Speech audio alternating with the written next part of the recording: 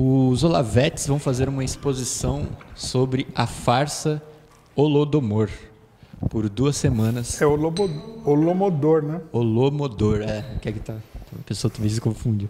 Por 2 semanas, a partir do dia 5 deste mês. Como que a esquerda contra o golpe deve reagir a isso? Bom, eu acho que deve se manifestar.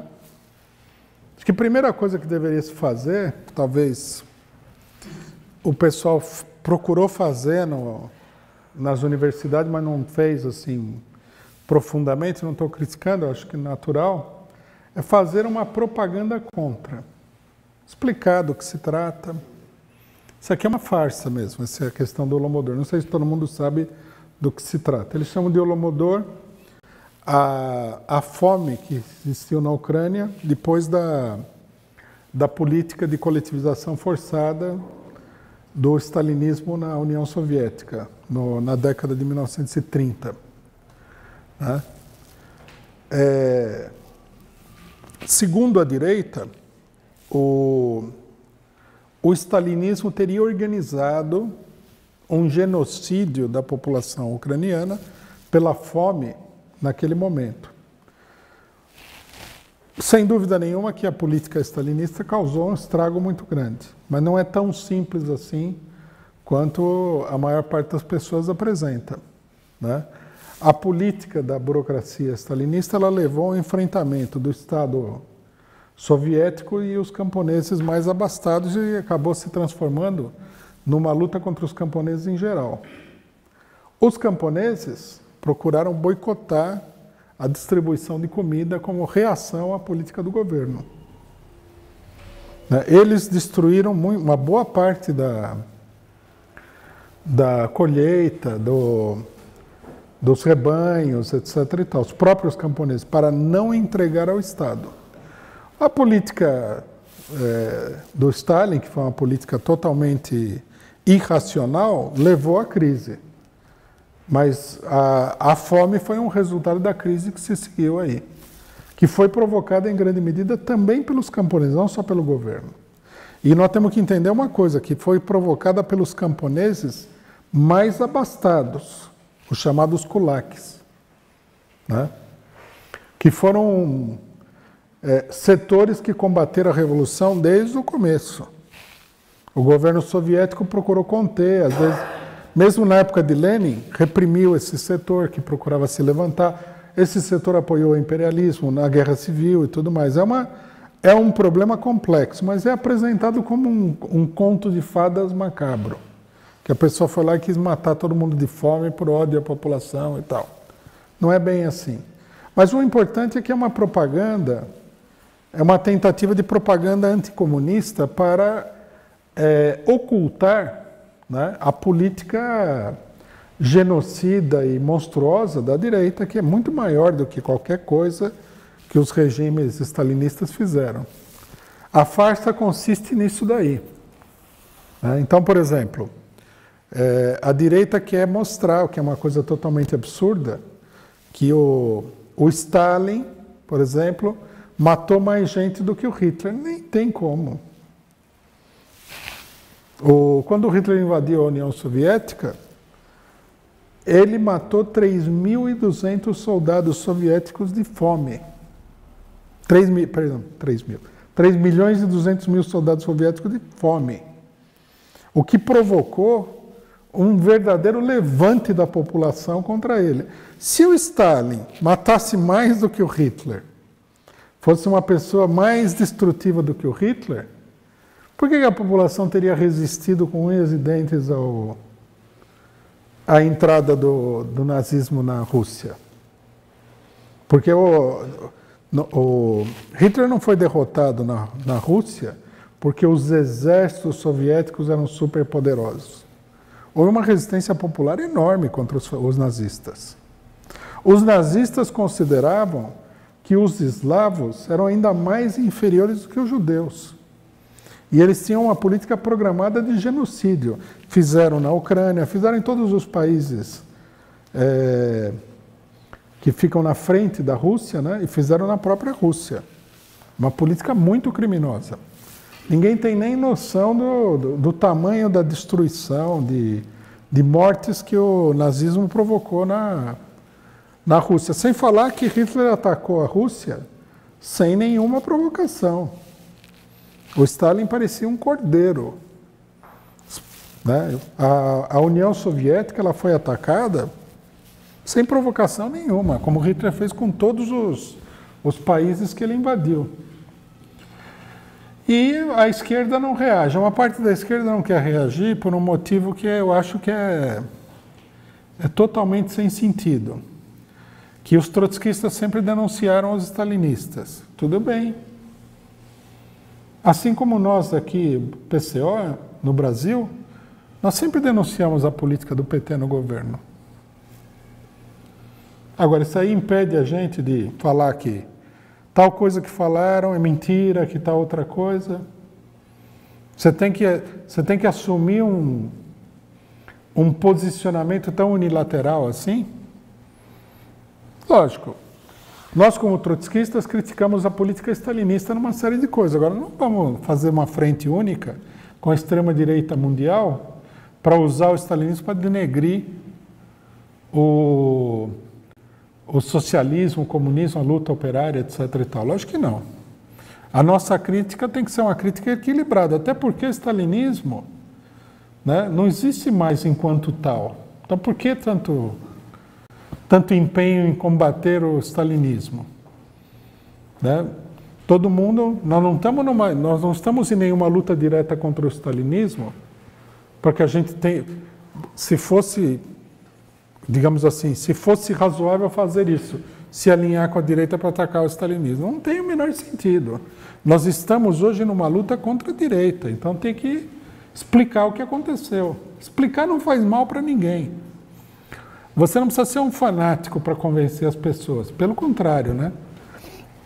As pessoas que valem a pena ser convencidas serão convencidas porque você tem uma colocação razoável. Então, eu acho, por exemplo, que se deveria chamar um contra-simpósio na universidade e explicar, né, o que foi o stalinismo, o que os crimes dos capitalistas contra a União Soviética, que são maiores do que os crimes do Stalin dentro da União Soviética. Ninguém sabe disso daí. Como é que o Stalin vai ser pior do que o capitalismo? E os 3 anos de guerra civil? Estava conversando essa semana com uma pessoa, a pessoa falou que tinha lido um livro e tal, sobre a guerra civil, e o livro falava o seguinte: se não tivesse tido a guerra civil na União Soviética, não teria tido o stalinismo. É uma tese bem... porque foi a destruição monstruosa que o imperialismo causou na União Soviética que facilitou a subida da burocracia ao poder. Por muita gente não sabe. Na época da Guerra Civil, teve uma fome que morreram milhões de pessoas também. Quem que é culpado por essa fome? A Inglaterra, a França, as democracias, entre aspas.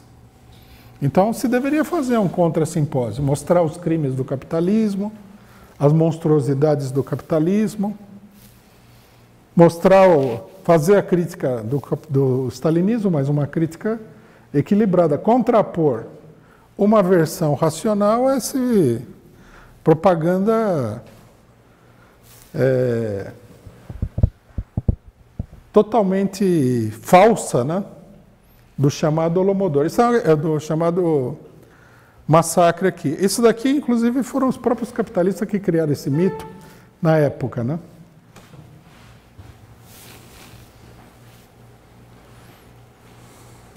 Bom, a gente vai agora para uma pergunta aqui do auditório. A companheira Angelina vai fazer a pergunta. Minha pergunta é sobre a questão do Estado mínimo. Eu ia indo para o trabalho essa semana e ouvi numa rádio, não lembro mais nem que rádio era, uma pessoa falando sobre um termo que o Fernando Henrique usou esses dias, sobre Estado musculoso.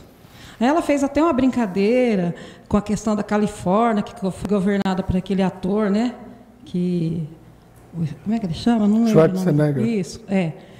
E aí ela fez até como que se diz? Ela fez uma definição que eu achei legal, da questão do estado mínimo, estado máximo e tal. Né? Que quando ele falou estado musculoso, o Fernando Henrique usou o termo estado musculoso, ele quis dizer estado máximo. Né? E é o que eles usam para dizer que o Estado está gastando muito e tal, e tirar todos os programas sociais. Né? E assim, isso daí é defendido por um monte de gente, com a questão de, porque fica dando Bolsa Família para vagabundo, impedindo que eles trabalhem, como se tivesse emprego a cada esquina. Né? Eu ouvi também, acho que nesse mesmo canal, falando sobre... Não, foi na TV que eu ouvi falando que a questão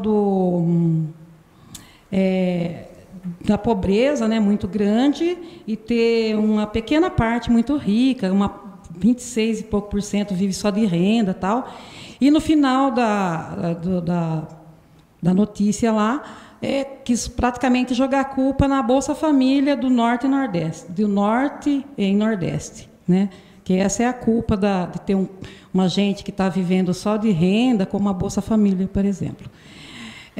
Eu queria que você falasse um pouquinho dessa questão do Estado mínimo. Eu já estou vendo assim, do que já tirou, né, que querem tirar muito mais, do tanto que já tirou, o tanto que não precisa nem de eu ver na televisão. No meu bairro mesmo já teve um final de semana que morreram 10 assassinados. O final de semana passada entraram num barraco lá, mataram um senhor de 88 anos. Então, quer dizer, a coisa está ficando feia, para o lado até do idoso, que já está praticamente morto. Essa é uma propaganda rasteira da destruição de todo tipo de assistência social, né? Estado mínimo que eles querem mesmo é que o Estado não dê nada para a população. É isso. E aí o dinheiro sobra para dar para os banqueiros, que, como a gente sabe, são todos grandes trabalhadores, né? Que têm assim as mãos calejadas, de pescar no iate deles, né? Eu acho que os banqueiros deveriam... A solução seria tirar o dinheiro dos banqueiros, 40% do orçamento nacional, e mandar os banqueiros, uma vez na vida, né, trabalhar de fato, pegar uma enxada aí na lavoura e ganhar o dinheiro, como diz a Bíblia, com o suor do seu rosto. Porque esses nunca trabalharam mesmo. Né? Se o pessoal do Bolsa Família trabalha ou não trabalha, precisaria ir lá para ver o que está acontecendo. Precisa ver se tem emprego e tudo. Agora, banqueiro, esse eu posso dizer com toda certeza que nunca pegaram no pesado. Nunca fritaram um ovo, nunca lavaram um prato, nunca fizeram absolutamente nada. É uma propaganda ridícula. Aqui ela é muito repetida, insistente. Então aparecem umas pessoas com ar sério e falam lá sobre o estado mínimo, o estado máximo e tal, e muita gente entra na onda. É toda uma discussão de gente totalmente sem caráter, vagabundos da pior espécie, a começar pelo próprio Fernando Henrique Cardoso, né? Que é um ex-esquerdista aí que se vendeu para a burguesia que nem um saco de batatas. Isso aí é a justificativa pseudo-ideológica para roubar todo mundo e entregar o dinheiro para os banqueiros internacionais e nacionais. Mais para os internacionais do que para os nacionais. Bom, pergunta da internet agora sobre o Moro. Né? O escândalo Moro é a brecha que a esquerda precisava para contra-atacar os golpistas? O que fazer para desnudar o golpe e cessar a ofensiva contra o PT? Aí tem uma outra com tema parecido, não sei se a gente já faria. A cobertura nula da mídia ao Tacla Duran e a probabilidade do judiciário não utilizar nada do seu depoimento é um balde de água fria na esquerda? Na esquerda burocrática? Será que vão acordar agora? Isso daqui seria... Mas não é a primeira oportunidade que apareceu, houve muitas, né? As condenações sem prova foram uma oportunidade, agora depende de que você aproveite. Já apareceu um monte de coisa.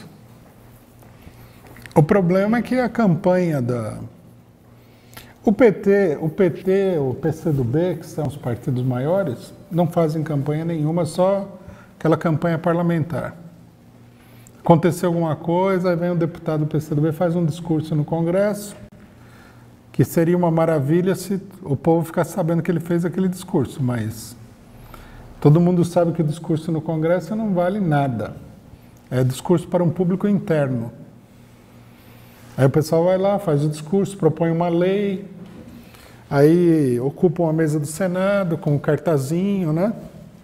Uma coisa que já não é só inócua, é até irritante de ver, porque fazer isso daí, não fazer nada é a mesma coisa, acaba só reforçando o próprio eleitorado do pessoal. Tem muita gente ingênua que acha que isso daí é a maior luta. Não, teria que mobilizar a população contra. Teria que ir nos bairros populares e tudo mais, mobilizar a população e assim por diante.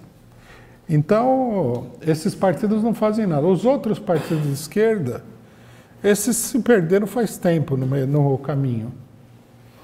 Porque o PSTU, que é o mais enlouquecido de todos, criou a noção de que o golpe foi uma coisa positiva. Apoiou o golpe e prometeu ao mundo de que as coisas iam melhorar porque o povo na rua estava derrubando o governo criminoso do PT. O fato de que ainda tenha gente militando no PSTU mostra a falta de espírito crítico do pessoal, né?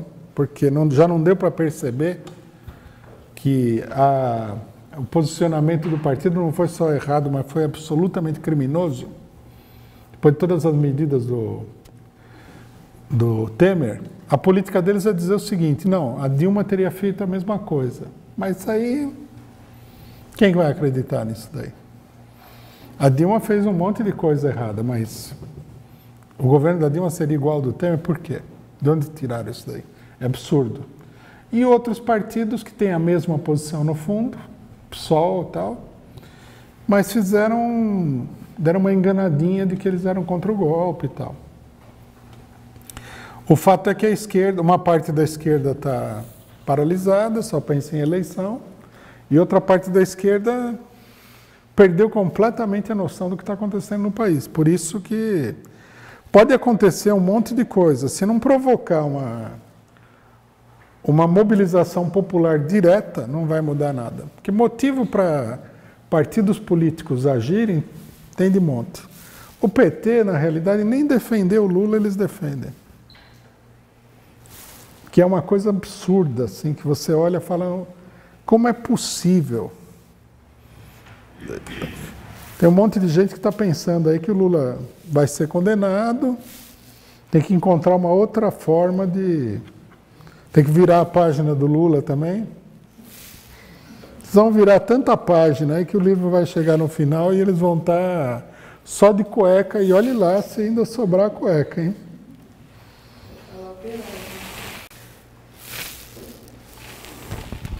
Bom, agora mais uma pergunta aqui no auditório. Aproveitar para pedir para os companheiros procurarem ser conciso aqui, né? O horário está avançado. É o companheiro Raimundo agora. Aqui.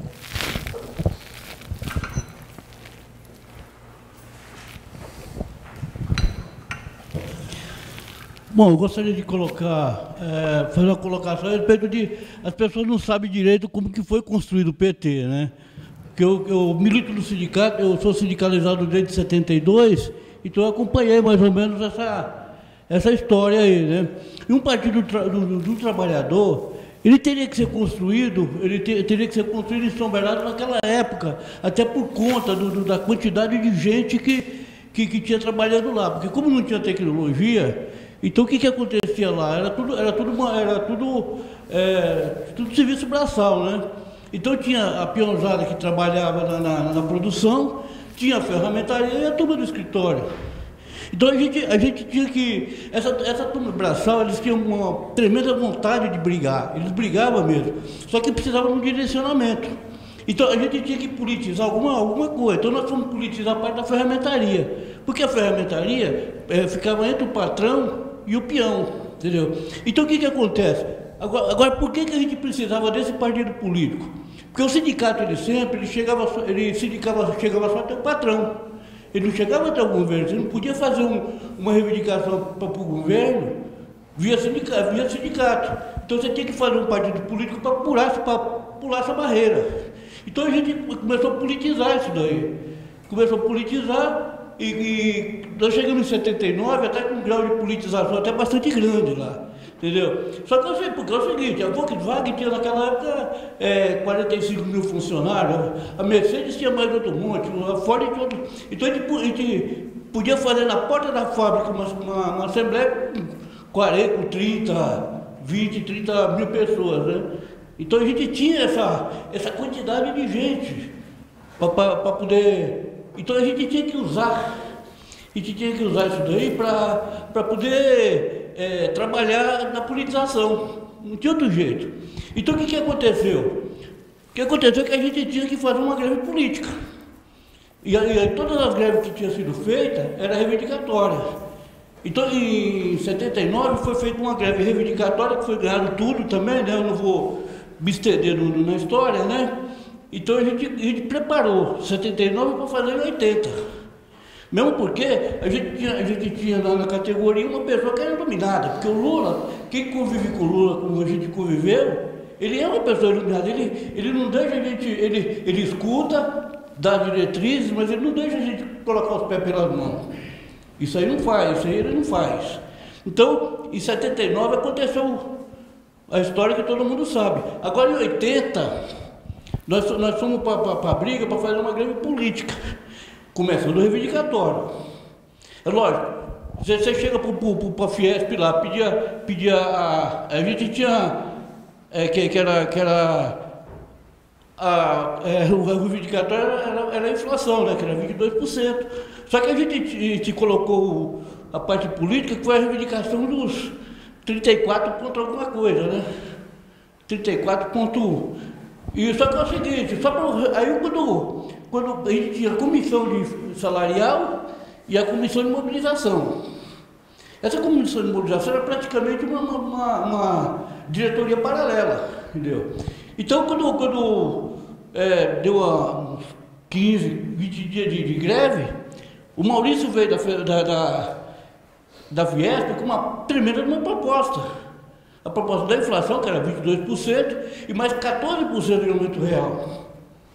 Então, quer dizer, nós não ganhamos nada, mas nós batemos de frente para não ganhar nada.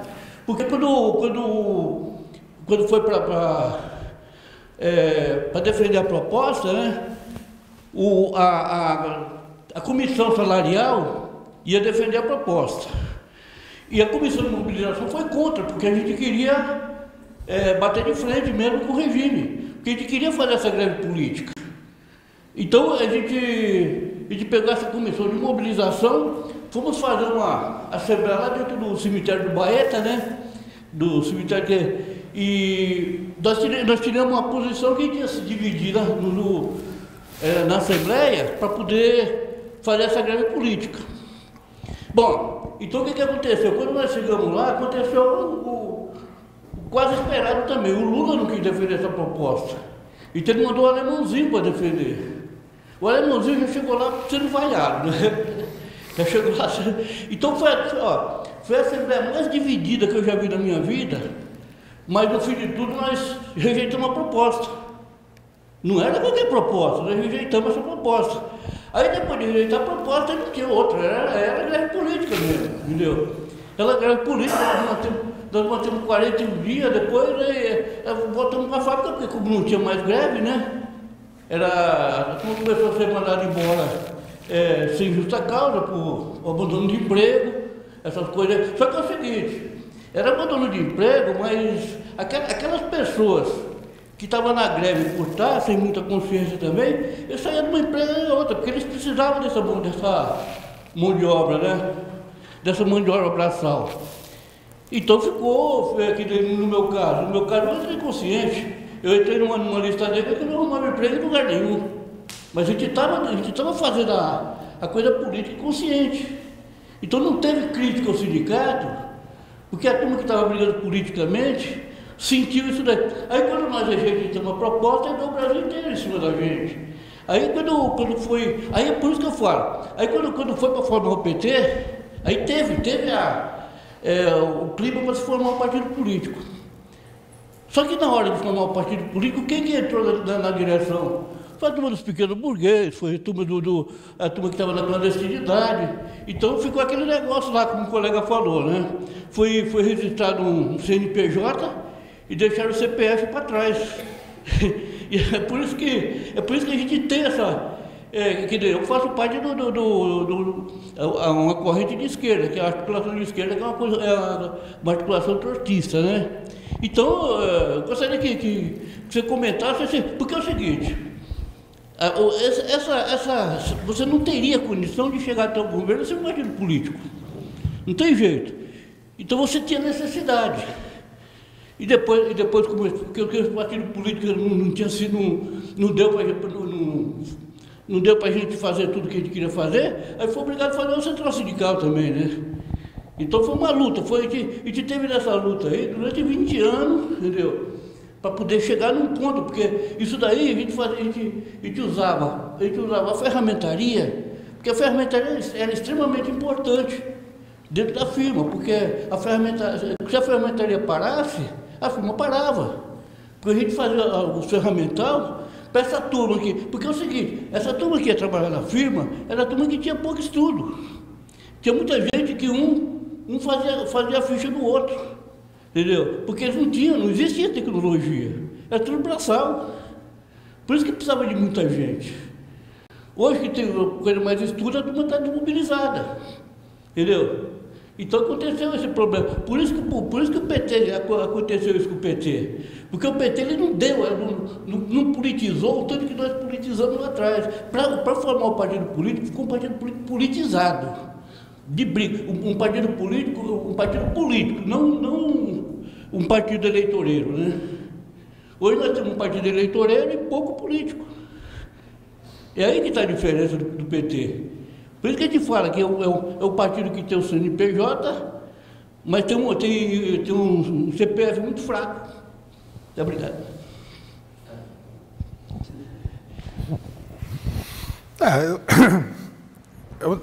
Só um esclarecimento. Nós participamos de tudo isso daí também. A direção do PCO, os mais velhos do PCO, participaram de tudo isso daí também. Eu já acompanhava naquela época do PCO. Eu já acompanhava. A gente tinha uma turma que era até um pouco mais radical, né? Que tinha uma de Beluto, aquelas histórias lá. Mas a gente tinha um acompanhamento também. Eu sempre acompanhei o PCO. Uhum. Eu não saí do PT para o PCO, porque eu estava mais engajado naquela luta. Não, mas nós também não saímos do PT, eles colocaram a gente para fora, né? Então, se você tivesse o pessoal, eles colocaram para fora. A gente não estava para sair, não.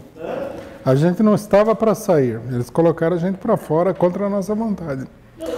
Mas eu concordo com você, um dos problemas é que o PT não é um partido para organizar a classe trabalhadora, orientar as lutas e tal, mas isso aí ficou para trás. É um partido que se transformou aí, em grande medida numa máquina eleitoral, a tal ponto que nesse momento crítico que nós estamos vivendo, ao invés do pessoal procurar organizar o povo contra o golpe, eles estão organizando as eleições, porque é um partido dominado aí por deputados e tudo mais. Eu concordo absolutamente com você.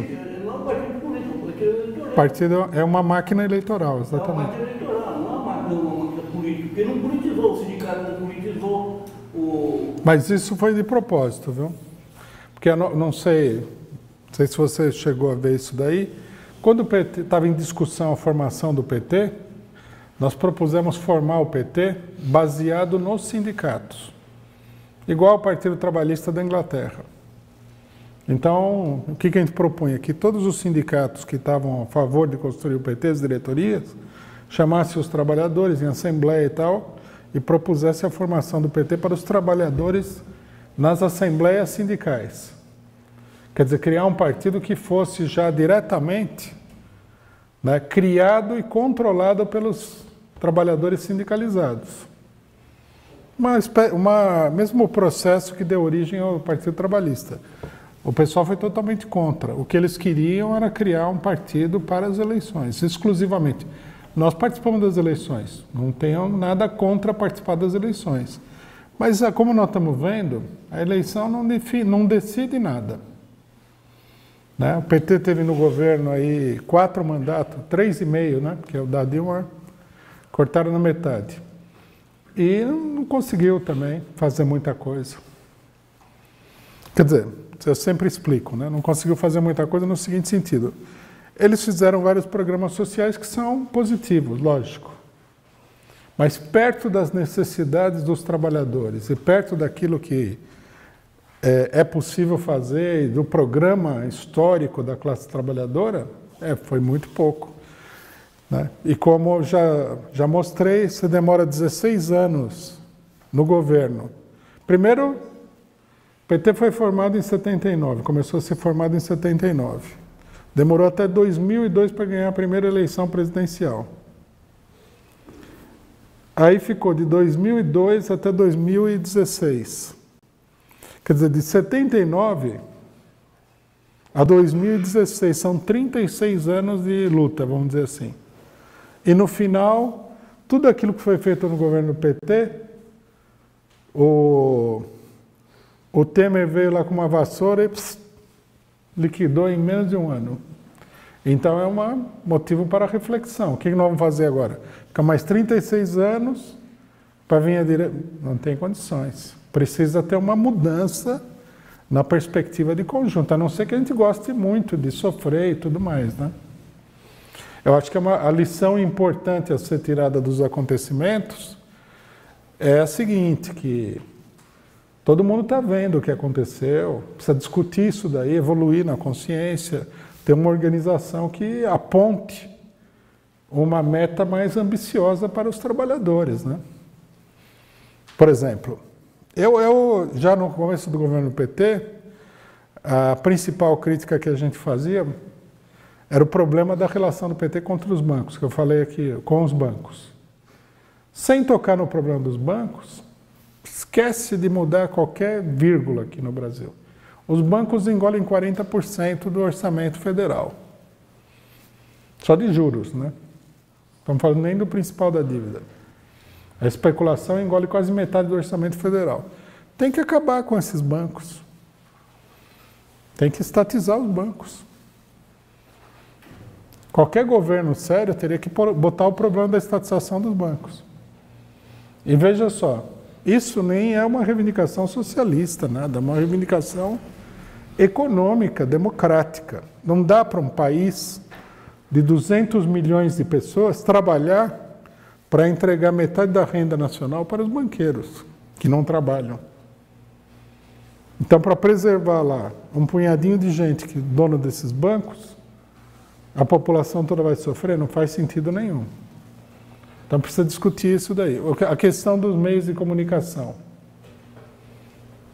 Até quando que nós vamos aceitar, também de um ponto de vista puramente democrático, que a comunicação no Brasil seja controlada por uma empresa, que é a Rede Globo, e mais um punhadinho de empresas menores, que é um punhado de famílias aí.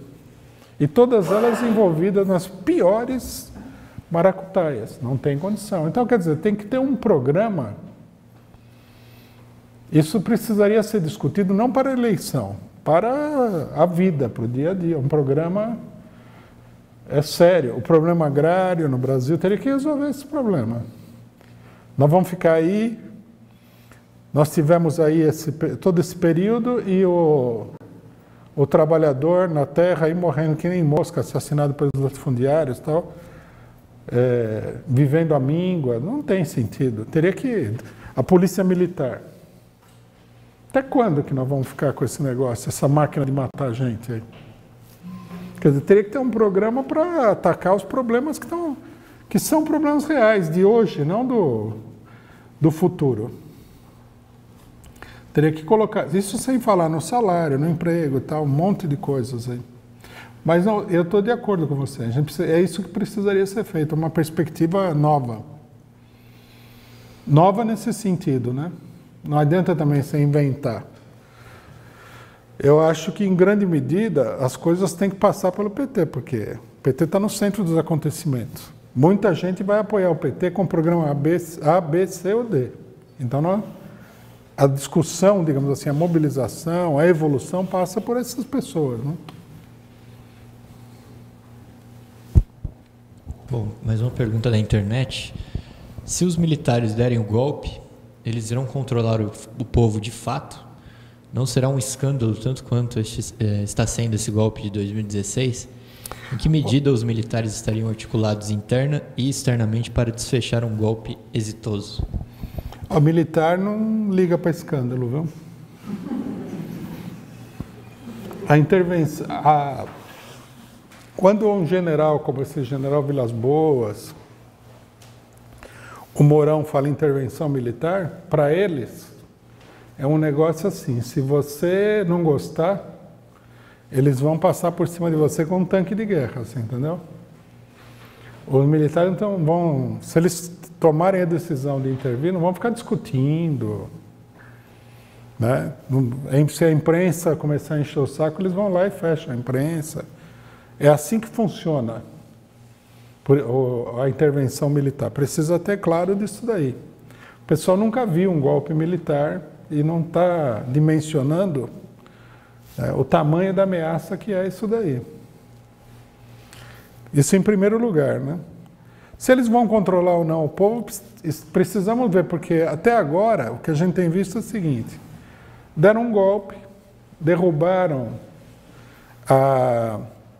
a presidenta da República, que foi eleita, né? Começaram a derrubar ela um mês depois da eleição, até mesmo antes dela tomar posse. A imprensa fazendo aquele carnaval em torno da corrupção, uns esquerdistas apoiando, uma coisa medonha. Até agora a gente não viu uma reação séria a nada disso daí. Por que o pessoal iria reagir aos militares? O problema que nós temos que entender é que precisa trabalhar muito para que haja uma reação. E um golpe militar é uma coisa feia. Ninguém quer ver isso aí. O de Honduras ainda foi um golpe militar, mas não foi nem tão... Mas os generais, eles não vão botar a tropa na rua para discutir com ninguém, não. Está uma crise danada lá. Então, aí a pergunta, né? Em que medida os militares estariam articulados para desfechar um golpe exitoso? Os militares estão super, ultra articulados. Eles estão organizando esse golpe aí debaixo do nariz de todo o Brasil. Eles estão fazendo exercícios militares em todo o país, supostamente para controlar situações difíceis. Quais são essas situações difíceis? Reação da população ao golpe militar. Fizeram exercício no Nordeste, fizeram exercício no Rio de Janeiro, nas favelas, fizeram exercício na região de Volta Redonda, fizeram vários exercícios no interior de São Paulo. Um dos exercícios, acho que o de Volta Redonda, reuniu 4.000 militares. Eles estão fazendo exercício em todos os postos de fronteira, que é para que, se houver uma reação ao golpe dentro do país, ninguém possa mandar, sei lá, armas e outras coisas para o pessoal que for reagir. Eles estão muito bem organizados para dar o golpe militar. O pessoal está dormindo de touca aqui. E a esquerda está colaborando com isso daí. Não sei o que estão esperando. Por isso que nós temos insistido em que é preciso organizar os comitês de luta contra o golpe. Senão, se a gente não organizar esses comitês, não vai ter nenhuma reação. Não vamos acreditar que os esquerdistas vão acordar na hora que o fuzil aparecendo na cara dele. Na hora que o fuzil aparecer, o cara vai correr, que nem uma lebre. É isso que vai acontecer. Nós temos que ter clareza disso. O PSTU falou, se houver um golpe militar, vamos chamar a greve geral. Já ouvi essas ameaças aí em inúmeras oportunidades. Nunca acontece nada. Porque, assim como os militares estão preparando o golpe, a reação ao golpe tem que ser preparada também. Se vai nascer do chão, né? Daí a importância de ter gente organizada. Por exemplo, se você tem um comitê de luta contra o golpe numa universidade, pode reunir até pouca gente, 10, 15 pessoas, mas você já tem um foco de organização de uma resistência, o pessoal que já está de olho nos acontecimentos e tal, que vai chamar todo mundo. É como aconteceu no caso do Olavo de Carvalho. O pessoal do comitê chamou uma manifestação lá contra. Apareceu um monte de gente, mas alguém teria que estar de olho, estar presente, organizando, explicando, chamando a atenção de todo mundo.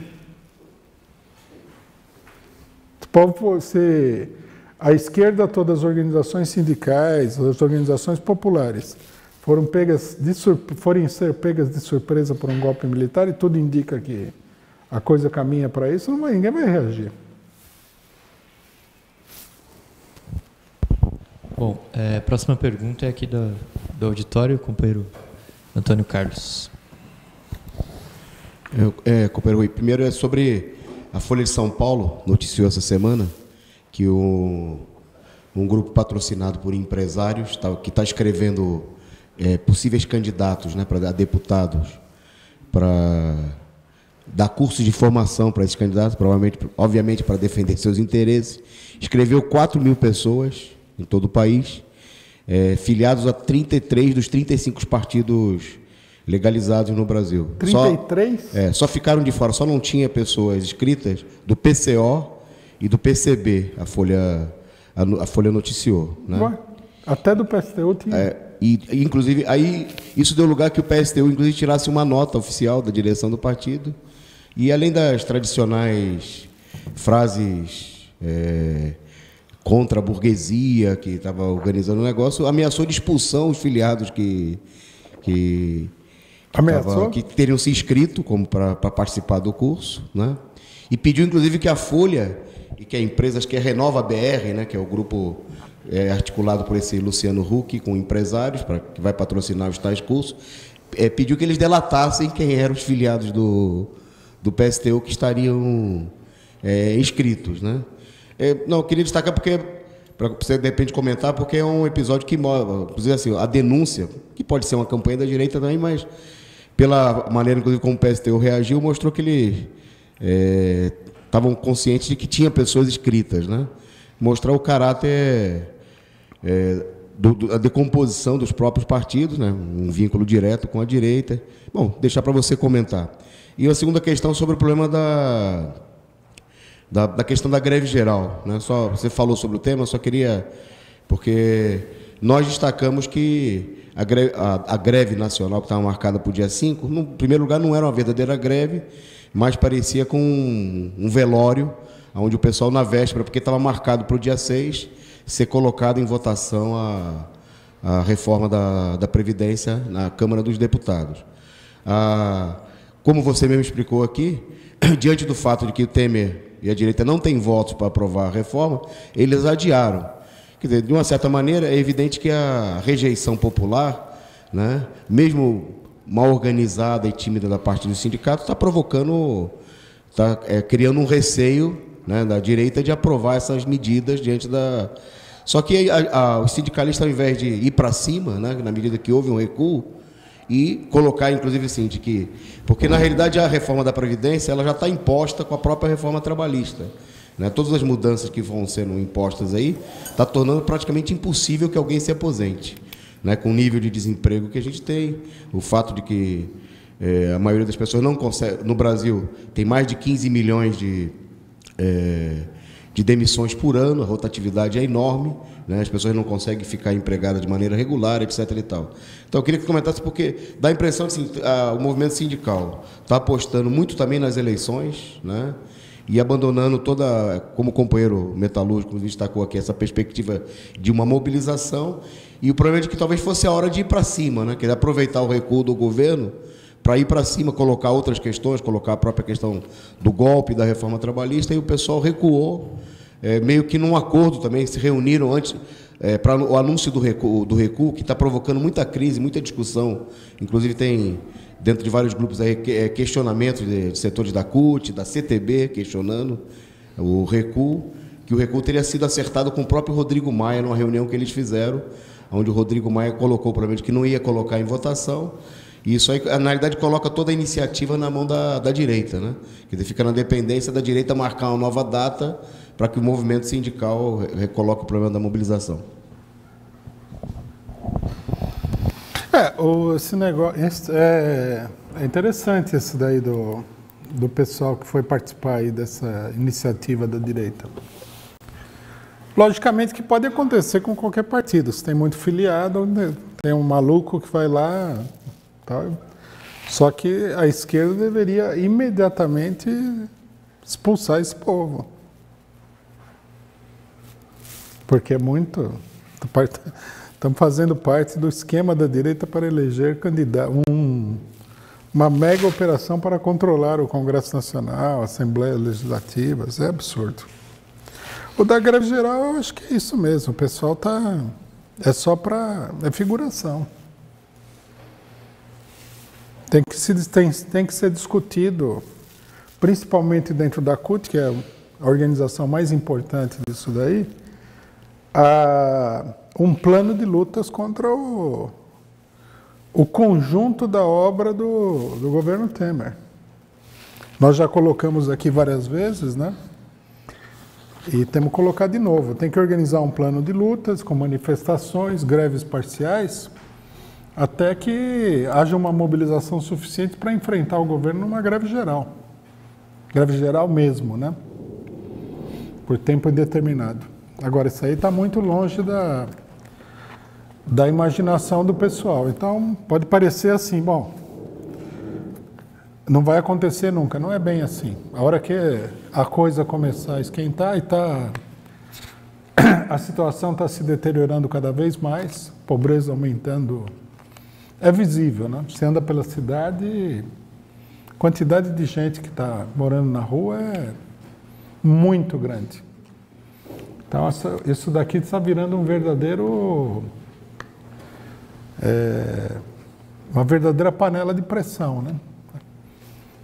Então, teria que montar o plano e fazer propaganda desse plano no sindicato, junto à CUT, com a ideia de que isso aqui a pressão vai aumentar, que vai começar a haver uma movimentação nas bases sindicais, operárias e tal, e vai levar mesmo à greve geral. A gente não deve acreditar que essa leseira dos aparelhos sindicais aí, burocráticos é mais forte do que a vontade da população de fazer as coisas. Mas é o tal negócio, tudo tem que ser preparado, tudo tem que ser dito, tem que ser discutido, tem que ser mostrado e tal, para que uma hora... Uma coisa que nós temos que entender, que eu acho que é um mito que tem na esquerda, é o seguinte: não existe mobilização popular 100% espontânea. Isso nunca aconteceu. Sempre tem algum tipo de preparação. Por exemplo, o companheiro falou das greves do ABC. As greves do ABC, elas foram preparadas tanto dentro das fábricas, como ele mencionou, né? Tinha discussão dentro das fábricas, em setores minoritários, como foram preparadas pela propaganda política que se fazia fora das fábricas, né? Em 74, a ditadura perdeu as eleições, teve um embate muito grande e tudo mais. 75 e 76, a oposição moderada, controlada pelo próprio regime, fazia propaganda contra a ditadura, por causa da crise econômica. Em 77, os estudantes foram à rua. Em 78, aconteceu a primeira greve numa fábrica do ABC, na ferramentaria da Scania. Quer dizer, há uma preparação, né? Não sai do nada. Como um fala, outro fala, se discute, papapá, se critica, etc. e tal. Por isso, é importante preparar.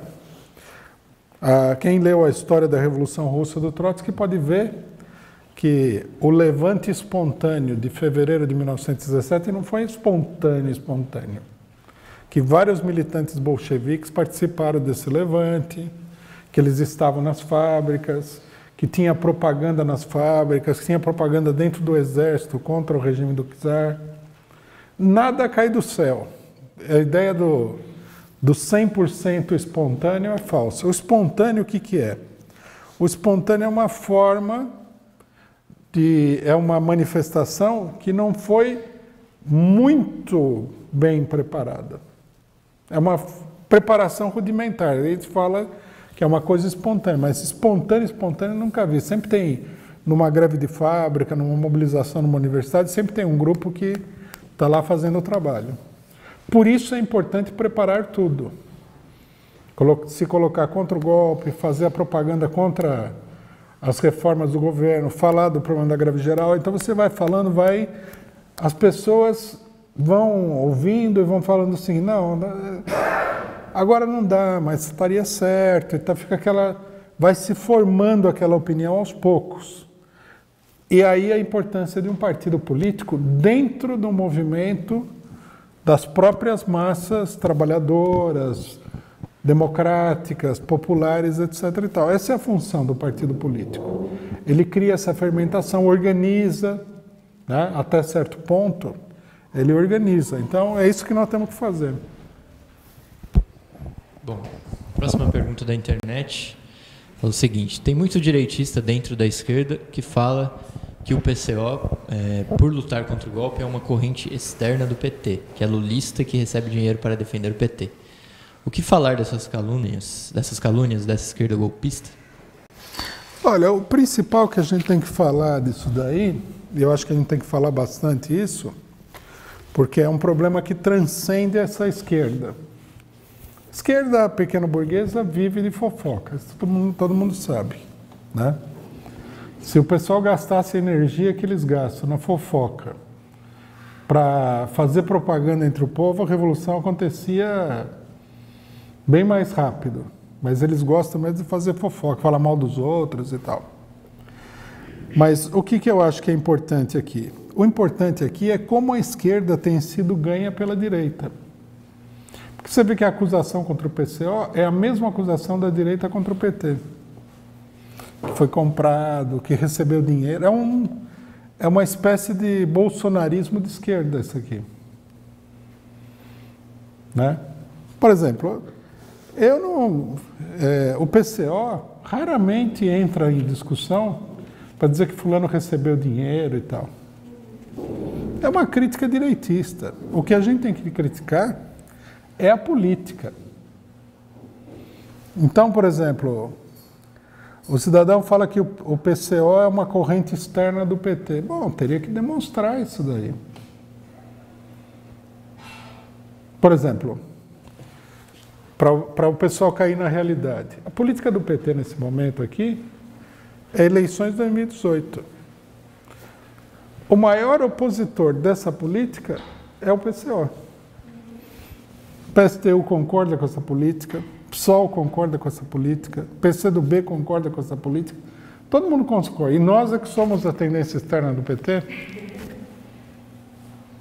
É uma coisa totalmente sem pé nem cabeça falar um negócio desse. A gente pode falar que é uma calúnia, mas é bobagem. Se a gente recebesse dinheiro do PT, então estava defendendo a eleição de 2018, né? Se o PT está pagando a gente para a gente se opor à linha política fundamental do partido, então eu acho que eles estão empregando mal o dinheiro, tem que cortar, não pagar mais, porque não está dando certo.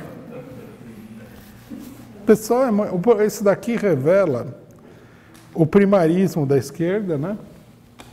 Pequeno-burguesa, e que eu acho que é por isso também que ninguém lutou contra o golpe, eles se dedicam a essas coisas. Aí eu também, o Lula está fazendo campanha, caravana, etc e tal. Qual que é a explicação? Não sei, recebeu dinheiro, não sei. Quem que vai levar a sério esse tipo de colocação? Não é sério, não é? Bom, a próxima pergunta é a seguinte, sobre as eleições. É possível, nessas eleições, se houver, é claro, promover uma candidatura revolucionária de massas? Não, não é possível. A não ser que a situação mude muito. candidatura do Lula ela vai obstaculizar qualquer candidatura revolucionária. O revolucionário de massas, ele tem que passar, primeiro, por pelo fato de que a classe operária tem que entrar em ação. Revolucionário de massa sem classe operária é difícil. Isso em primeiro lugar. Segundo lugar, tem que passar por uma experiência com o principal fenômeno de massas que tem no Brasil, que é o lulismo. Não dá para você estabelecer uma competição para... Isso aqui não é como o cinema, que dois atores ficam competindo lá. O fenômeno de massas é o Lula. Isso significa o quê? Que as massas não escolheram nenhum caminho revolucionário, escolheram o caminho institucional das eleições. Elas querem lutar contra o golpe, elas querem lutar contra o governo Temer, mas pela via mais econômica, que parece ser a do Lula. Se a alternativa institucional fracassar diante das massas, se abre caminho para uma alternativa revolucionária de massas, né?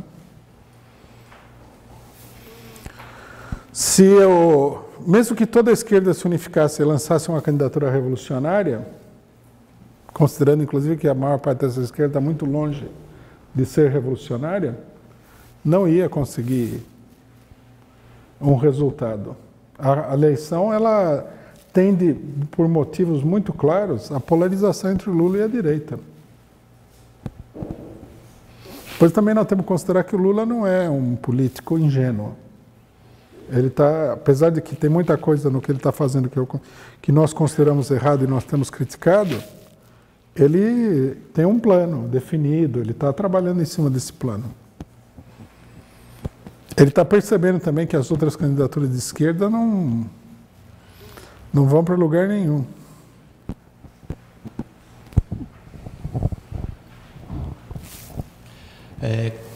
Próxima pergunta é: qual sua visão sobre a posição de Nildo Ourix, do PSOL? Olha, eu vi pouca coisa desse candidato, pré-candidato do PSOL, Nildo Ourix. Ele é, pelo que eu entendo, ele é um representante desse setor terceiro-mundista, né? Teoria do subdesenvolvimento, da dependência, essa coisa toda. Que é já esteve aí em evidência há muito tempo atrás.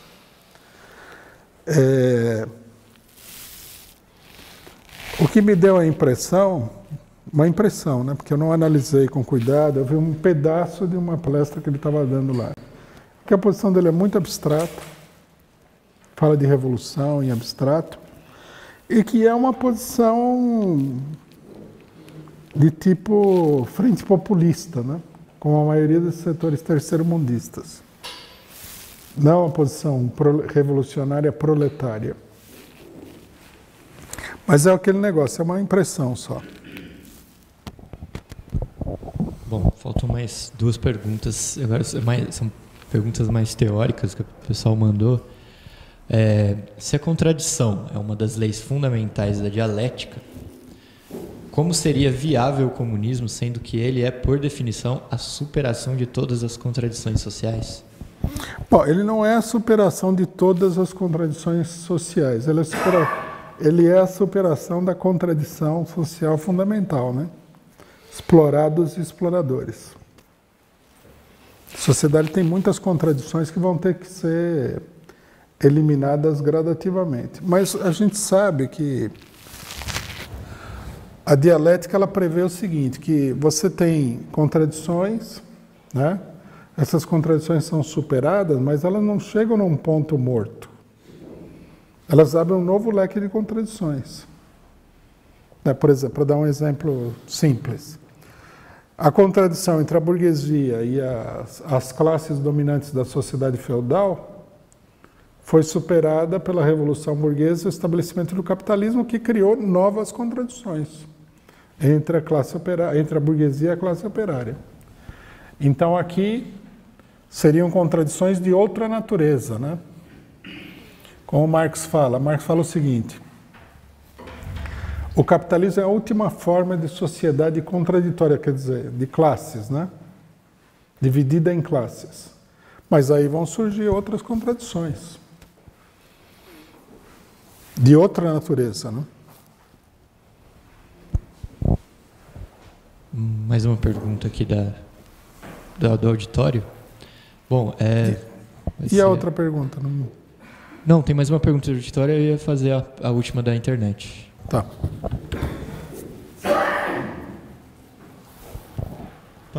Boa tarde a todos. Boa tarde, Rui. Boa tarde. Rui, eu estou acompanhando um debate aí entre um pessoal mais radical da esquerda, né, na internet, e está lançando até uma hashtag 2018 sem Lula é guerra. E no debate a gente está discutindo quais seriam as opções, tanto da esquerda como da direita, sem as eleições, sem o Lula participando das eleições, né? Com aquela condenação em segunda instância, que já está praticamente dita lá pelo presidente do TR4. Essa proibição do Lula participar das eleições, você acha que seria um estopim para que houvesse uma situação de crise social, alguma coisa mais violenta? E isso não seria um dos medos, até de uma parte dessa esquerda burguesa, que sabe que o controle de pessoas, de massa, é muito difícil, né? Quando você tem uma situação de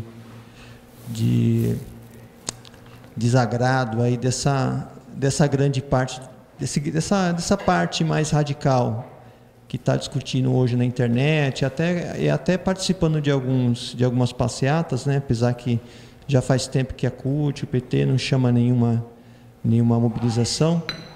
Eu queria saber qual que seria o que seria o maior risco assim para um conflito social no Brasil com essa proibição do Lula participar das eleições. Essa é a pergunta que eu faço.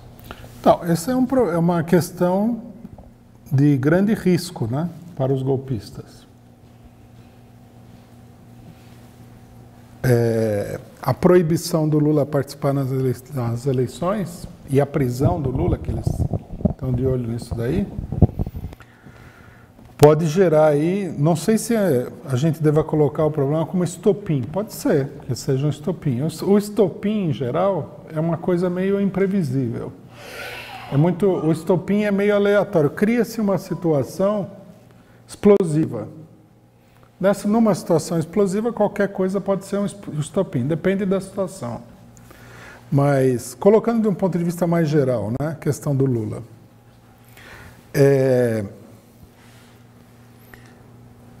provocaria uma desmoralização do regime político, uma crise do regime político diante das massas muito grande. Porque, na realidade, é assim.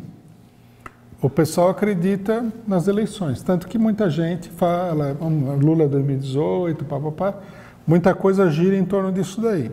E eu mesmo já tinha analisado aqui o seguinte: a crise atual, de uma maneira ou de outra, vai passar por alguma eleição. Porque a eleição é uma forma que o regime político burguês tem de arbitrar, né, dentro da luta de classes. Agora, não permitir o Lula concorrer cria aquela ideia de que, bom, não tem mais eleição. Se o candidato mais popular não pode concorrer, já... É como se você fosse fazer a Copa do Mundo e saiu aí a chaves, tudo, né? Da Copa do Mundo. Aí chega um cidadão lá e fala assim, não, o Brasil não vai poder jogar. E já cria uma comoção, né? Como assim o Brasil não vai poder jogar? É um problema muito sério que os golpistas têm que enfrentar. Por isso também, até agora, não prenderam o Lula. Eles estão... Você vê que eles ficam ameaçando, né? Não, nós vamos julgar. Daí eles vêm, provavelmente faz pesquisa de opinião, vê a reação na internet, né? A essas declarações. Por esse motivo, era muito importante ter manifestações contra a condenação do Lula. Mas não tem, o pessoal não... O Lula, né, o interessante da situação é o seguinte... O Lula é um político muito ativo. Então, essas caravanas são uma forma indireta dele dizer, ó, vai me condenar, aí, ó o tamanho do povo e tal. Mas eu tenho a impressão de que, embora isso tenha um efeito até grande, não vai ser suficiente para controlar a situação, para conter a fúria da direita, não. Ele agora está vindo para o Sudeste, né? Falou que vai fazer no Rio de Janeiro, depois vai passar por São Paulo. Ele tem um plano aí de mobilização da população que é contra tudo isso daí, né? Agora, a esquerda não fala nada, pelo contrário, né? A impressão que dá é que a maior parte da esquerda gostaria que ele fosse preso, porque assim você lança o seu candidato besta, né?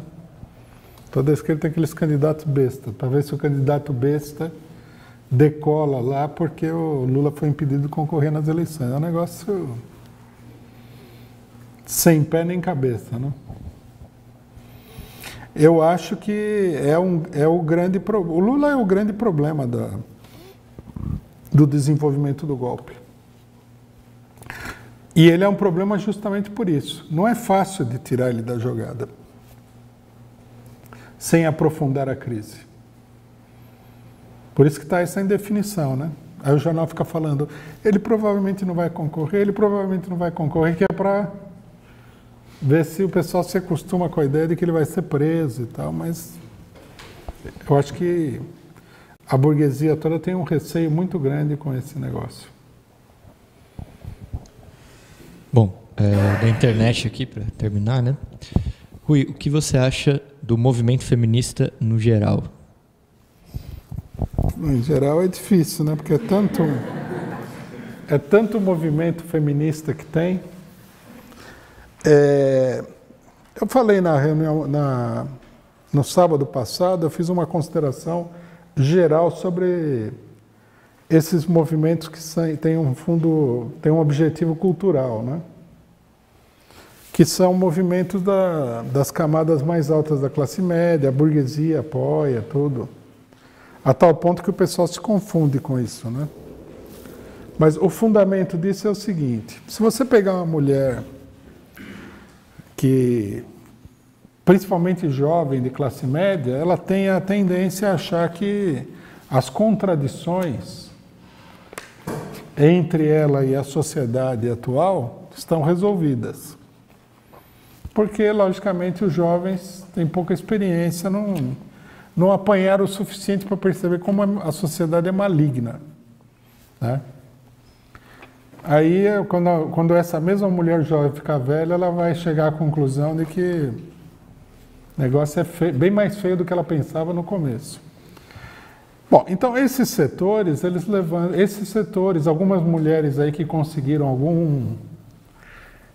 alguma posição social superior, eles têm a ilusão de que tudo é um problema cultural.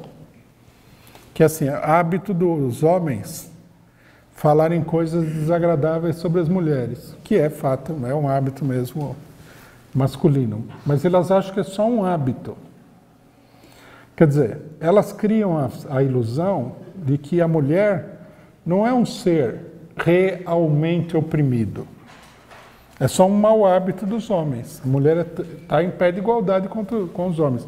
Eu já vi até setores feministas falarem que a mulher hoje em dia ela é a parte dominante da sociedade. O homem é dominado e a mulher é dominante. Quando eu li isso daí, eu tive dificuldade de me controlar para não rir, né? Então elas não entendem que tudo isso tem uma base econômica. Que se você pegar, o mundo tem 7 bilhões de habitantes. Se você pegar metade desse pessoal, que seria mulher, mais ou menos 3,5 bilhões, uns 90 e lá vai fumaça por cento das mulheres estão escravizadas no trabalho doméstico ou pior. Quer dizer, a mulher, quando você fala a mulher, não é a mulher, aquela única, por exemplo, as duas mulheres que estão no STF lá e que não mandam também nada no STF. Quem manda lá são os homens também, dá para perceber com muito pouca observação que é assim que funciona o negócio. Não, não é aquela mulher, ela não é representativa da situação da mulher. Quem é representativo da situação mais normal e mais natural da mulher é aquela pobre coitada que é dona de casa, às vezes trabalha fora, tem que cuidar dos filhos, cuidar da casa, às vezes tem que cuidar dos filhos da casa e trabalhar fora, e que leva uma vida assim, de escravidão absoluta. Então, quer dizer, esses setores feministas, eles não entenderam que a mulher é de fato oprimida, não é um mau hábito dos homens. É como a classe operária, não é que o patrão trata o operário mal, porque é um hábito do patrão. O operário é um explorado. É uma figura que ocupa uma posição subalterna na sociedade de classes. É um fato, é daí que vem o resto das coisas. Se alguém chega e fala assim, que o trabalhador é vagabundo, é porque ele está expressando o menosprezo da classe dominante pela situação real de pobreza, de brutalização, de opressão da classe operária. Situação real, não imaginária. Muitos movimentos feministas acham que isso daqui é uma coisa meio imaginária, cultural. Né? Como os homens foram educados a tratar mal as mulheres, eles tratam mal as mulheres, então a gente precisaria fazer uma espécie de educação forçada dos homens, né? Para que eles passassem a respeitar as mulheres como iguais. O grande problema disso daí é que para você ser tratado como igual, você precisa ser igual, senão você sempre vai ser maltratado. E as mulheres não são iguais, elas estão numa posição de opressão, de exploração na sociedade. É isso que o pessoal não consegue entender. Não adianta, se você tiver, no Brasil, por exemplo, na época da escravidão, não adiantaria alguém chegar lá e falar assim, eu quero que o negro seja tratado como igual. O pessoal ia rir na cara dele. Porque o negro era escravo, era uma coisa, estava à disposição do dono para ser massacrado a qualquer momento. Como é que ele vai ser tratado como igual nessas condições? O que ele precisava, o escravo naquela época, era conquistar uma condição de igualdade. E aí acontece aquilo que acontece sempre na sociedade, você se impõe. A burguesia também foi maltratada pela nobreza. E através de muita luta ela se impôs e ela se transformou numa classe dominante. Hoje em dia todo mundo acha a burguesia uma maravilha. Se você voltar 500 anos no passado, por exemplo, você vai ver como a nobreza tratava a burguesia como lixo. Porque as classes que são exploradas e oprimidas são maltratadas mesmo. Para deixar de ser maltratadas, elas precisam se emancipar daquela opressão. É isso que eu acho que muito movimento feminista e muito movimento negro não entende. Não é um problema imaginário, não é uma coisa que está na cabeça dos outros. É uma realidade. Então, por exemplo, se a mulher luta pela libertação da mulher, tem que pensar nesses bilhões de mulheres que estão escravizadas no trabalho doméstico. Não adianta nada uma mulher, entendeu? Sei lá, está na diretoria da Globo, que deve ser um dos mais terríveis clubes do bolinha que existe no mundo, né? Não adianta nada. Não vai progredir. É como você falar assim, não, eu quero que o Brasil seja tratado como se fosse um dos países mais poderosos do mundo. Mas é um país oprimido. Por isso que nós somos tratados pelo imperialismo como se nós fôssemos um esgoto. O cidadão vem aqui, derruba governo, acaba com o serviço de saúde, fala mal, arruma uns palhaços aí, que nem esse Dallagnol e outros, para falar mal do povo brasileiro. Por isso, agora, não adianta você chegar e falar assim, eu quero ser bem tratado. Tem que derrotar o imperialismo. Você tem que ser independente, você tem que conquistar uma independência real. A hora que você for bem independente, você fala, ó, se você falar mal aqui, o negócio vai enfeiar para o seu lado. É assim que funciona a coisa.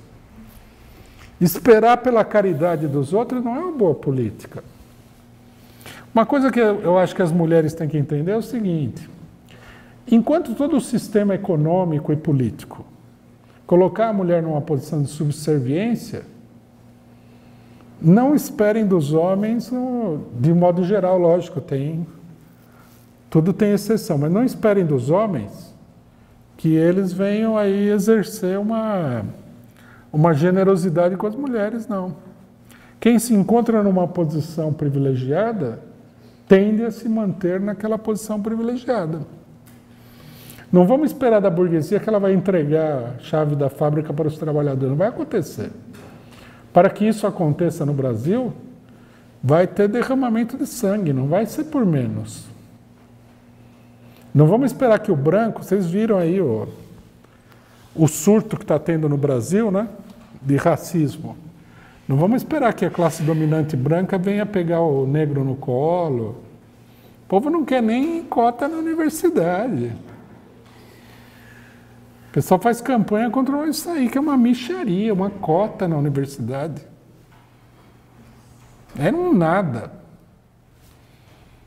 Então, por exemplo, o negro, o operário, a mulher, todos os setores oprimidos da sociedade, não pode ficar esperando pela boa vontade dos opressores. É muito difícil. É só na base da exceção que setores dos exploradores e opressores adotem uma conduta diferente. As mulheres têm que se organizar aí para lutar pela emancipação das mulheres de conjunto. Não adianta chegar e falar assim, não pode falar isso que é machista, isso aí não vai virar nada. Não só não vai virar nada, como a direita vai usar todo esse querer ser aí para virar a mesa em cima dos opressores, mais uma vez, né? Aprofundar a opressão. Nós, da Causa Operária TV, queremos uma TV que fique 24 horas no ar, para rebater todo o monopólio da imprensa golpista. Para isso, precisamos do dinheiro, precisamos da sua contribuição.